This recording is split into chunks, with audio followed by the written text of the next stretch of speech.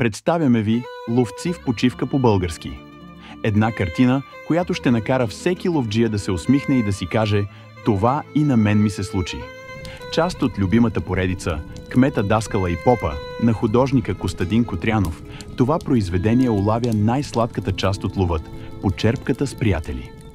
Погледнете само тази прекрасна композиция.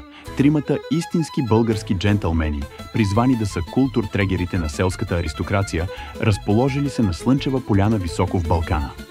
Пушките кротко почиват настрани, докато истинският лов, този на веселите истории и добрата ракия, е в разгара си. Окачете я в ловната хижа или над камината вкъщи. Навсякъде ще напомня за онези скъпоценни моменти с приятели сред природата. И помнете, както казват старите авджии, не е важно какво си оцелил, важното е колко е голяма историята, която можеш да разкажеш. А тази картина?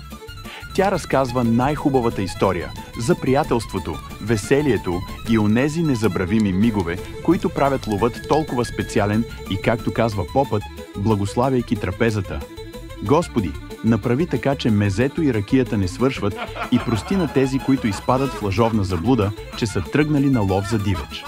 Поръчайте сега и внесете щипка автентично българско веселие във вашия дом или зарадвайте някой специален ловец в живота си.